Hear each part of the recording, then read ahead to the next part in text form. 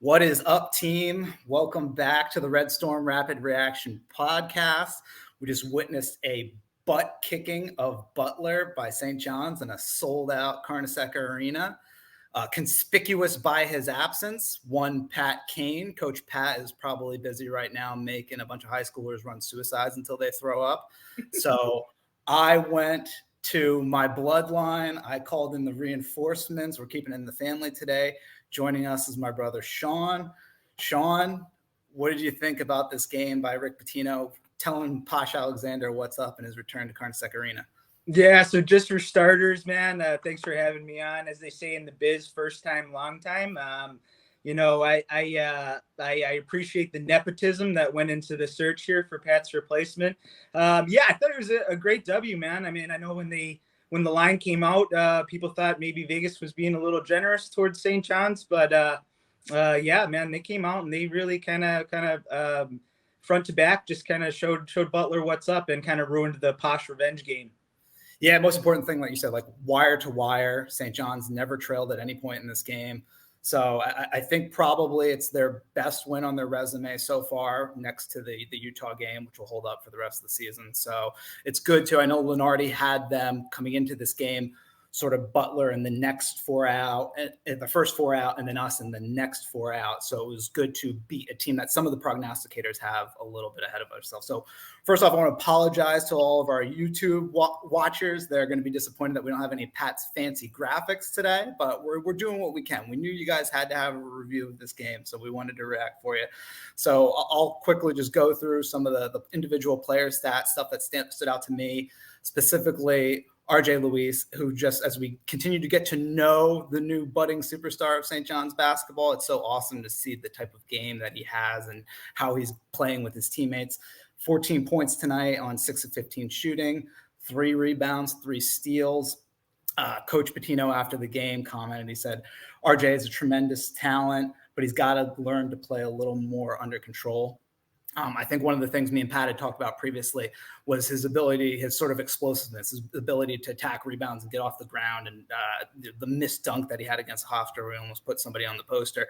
I think you continue to see him get real amazing solid rebounds on the defensive end, and then something our dad would probably kill us for if we did, of immediately pushing the ball coast to coast and sort of not picking his head up on the dribble, not looking for anybody else on the fast break and taking the ball right to the rim.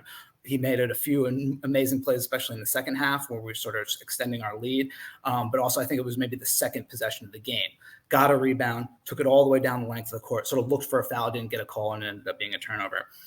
So I thought RJ played a great game, but it's awesome to see Coach Pitino keeping him in check, trying to control, not that he has an ego, but trying to, simmer expectations and tone down any egos and keep everybody in check and tell them that they always have stuff to improve. So it was great to see that. Dennis Jenkins, me and Pat have been singing his praises the last couple of games. We were originally hard on him early this season. He's really cut down on turnovers.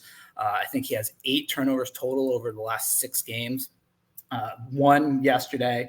17 points on 6 of 12 shooting. He's also been taking way better shots, has cut down on some of his sort of out of rhythm jump shots. He still takes sometimes a few too many 3-pointers than I'd like, kind of 20 seconds on the clock, jacking one up. But doing a lot better job taking the ball to the rim. Again, a lot better job with the turnovers, 7 assists, 5 rebounds, 2 steals. Pitino said in the post-game comments, we're going to miss the shit out of him when he leaves, which I thought was very apropos. And then how we'd be remiss to not talk about the youngster, Mr. Brady Dunlap, who looked absolutely incredible. First man off the bench. Pitino said if it wasn't for Chris Ledlam being willing to play hurt, that he was going to start Brady Dunlap, which was awesome. Obviously, he must have had a great week of practice. Brady, 13 points, 5 of 7 shooting. The only missed shots he had were 2 3-pointers. 28 minutes, which for a kid that was really not even getting into the game, he was the 4th highest player as far as minutes goes yesterday. And one of my favorite things was he was in the post-game press conference, him and Dennis and Coach Pitino. And immediately after that, he was in a completely empty Carnesecca Arena shooting free throws after those 2 missed free throws on the Thad Mata technicals. So that was awesome. Obviously, El Capitan, Joel Soriano, another double-double, 14 and 12. I really didn't think Butler had much of an answer down low for him when we focused on getting the ball. He looked really dominant in the paint. I think we had 40 points in the paint yesterday. but he looked really, really dominant. Sean, anything stand out specifically to you? Any other player contributions? Or Yeah, for sure. Just to kind of extrapolate on what you were saying, RJ Luis, man, I know Coach Pitino said in his post-game presser he wants to see him kind of use that court vision and kind of find a little more of the passing game. But other than that, he's really showing like the full Swiss Army knife utility, really both sides of the floor. He's creating his own shot. He had that kind of like turnaround, fadeaway, like Kobe-esque jumper on the baseline there at Cartasecca. That was just really impressive. So I think he's going to settle down. I mean, right? Like he's just kind of still coming back. He's kind of finding his way, but he's been really impressive. Dennis, like you said, yeah, I think 1 turnover, 7 assists. 6 of 12 shot selection has gotten a little bit better. 1 of 5 from 3. Yeah, I'm not crazy about taking that many threes, but he's the floor general. He's the guy that's kind of getting everybody their looks. Joel Soriano, man, I mean, sometimes you have to harken back to like late 90s, like early 2000s, like the era of like NBA offensive big men, like where we've seen something like that, where it's just kind of like Patino's just drawing up, hey, get the ball across half court, feed the big man, and just let him back somebody down. I mean, he can be dominant for stretches on the boards as well. Let alone, like you said, I'm surprised, playing that many minutes for somebody that Coach Pitino said was probably only around 70%. I really like the way he attacks the glass. I mean, he's always kind of finding a body, backing boxing somebody out, and then really attacking the glass. Because he had 13 points and 11 rebounds. I mean, all around impressive performance. Brady Dunlap, what can you say? The Brady Dunlap coming out party. And he's got a little something to him too. He likes to mix it up. He gets down there. I think he had one really impressive block down low. I mean, like he's got a little athleticism to him. He's not just a floor spacer, although that is going to be a role that he's going to flourish in. He's going to help to kind of pull that weak side defender away from Joel, especially when Brady's kind of sitting in the corner, because he's a pretty lethal sharpshooter. But I think he's got a little more to him, and we'll see that round out as the season goes along. It was cool in the post-game press conference. Pitino was talking about Brady. He said, we really haven't been getting a lot of rebounding out of our 1, 2, and 3 positions. And that was why he wanted to insert Brady in there, not necessarily because he's really a physical specimen by any stretch of the imagination, but he said because he's not afraid of contact. So even as a freshman, he's willing to get in there and mix it up. And that's cool.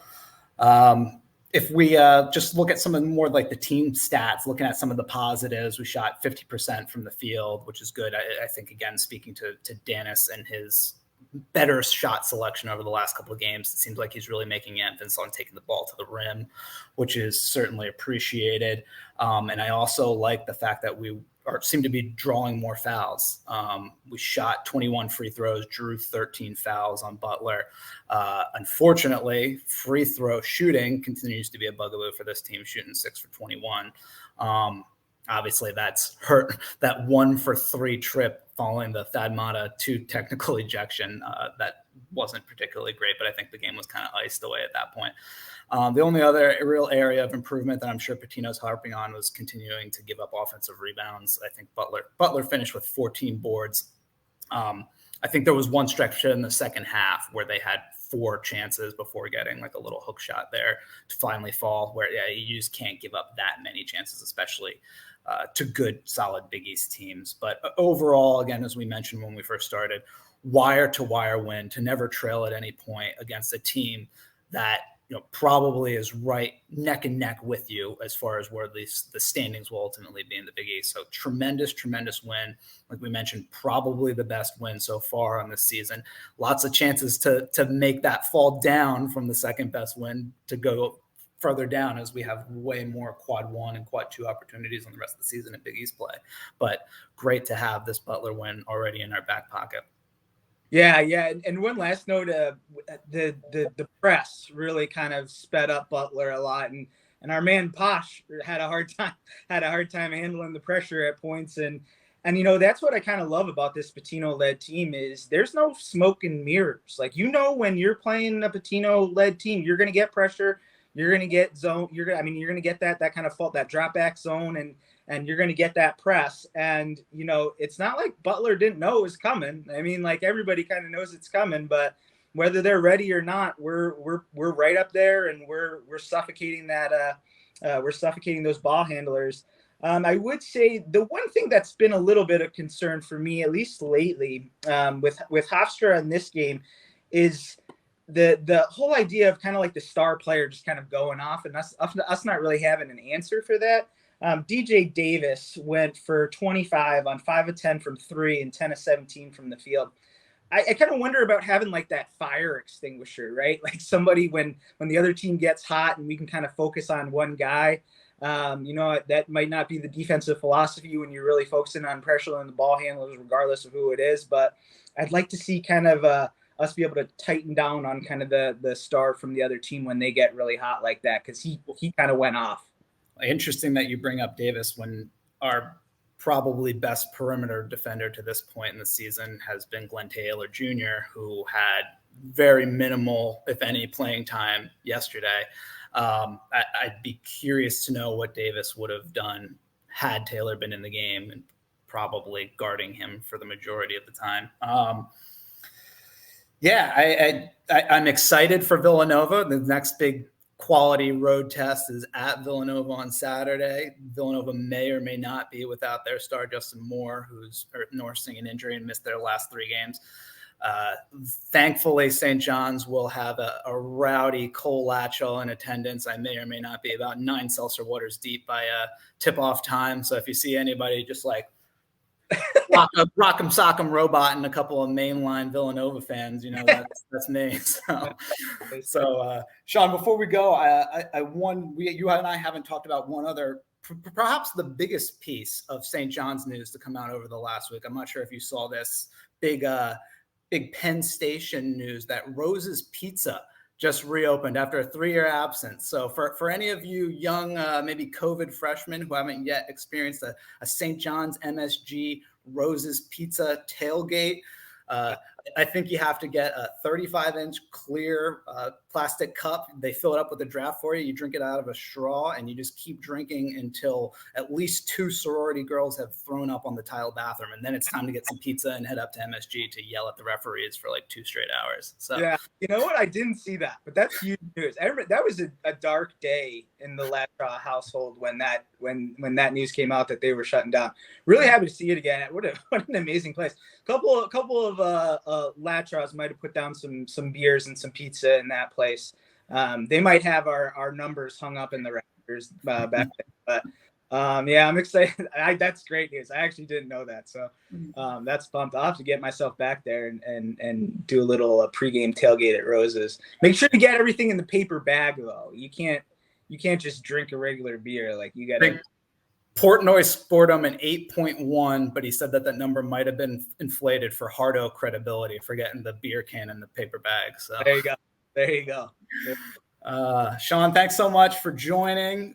Don't fret, folks. Pat will be back to do the Villanova recap, probably without me. I might be a little too under the weather or intoxicated to be able to join him for that one. But I'll be back Saturday.